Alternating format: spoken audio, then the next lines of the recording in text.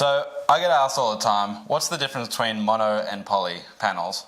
Cool. So it's pretty simple. In layman's terms, the easy way to understand it is mono. It's pretty much like the word says, it's more of a pure silicon. They use one type of silicon. Where the poly or multi-crystalline, they get a batch of loads of different silicons. It's not as pure. So look, it's one of those things that it really depends whereabouts in your world are, because poly seems to perform better in cooler climates. So if you're in Germany, and that's what back in the day everyone's like, oh, it's German-made panels and German panels are great, which it's a bit like Land Rovers. I don't even know the story about Land Rovers at all. When they first imported Land Rovers into Australia, they all, didn't have a really good experience out here because the oil, the seals, the way they made everything was made for the UK climate, not for Australian climate. So it's the same thing with solar panels. Is poly panels do perform a lot better when it's colder.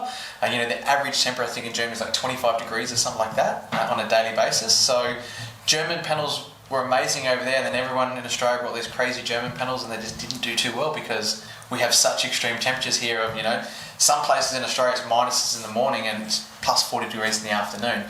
So it all really depends. I think a lot of manufacturers these days, because of price as well, have gone more to the mono because they can reduce the price of the mono. It is better quality silicon because it's more pure, and people are just getting better experiences out of it. And what I've noticed over the years is poly panels seem to deteriorate a lot faster in their performance.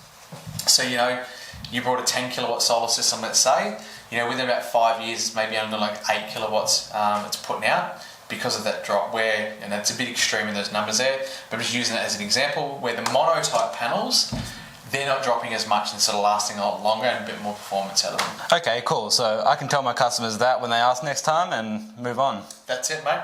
Let them know that, and most manufacturers are going to go down the path of mono these days because mono's gotten cheaper. Everyone's starting to change their manufacturing facilities and things like that to invest in the next technology. So mono is pretty much going to win the next few years. Yep.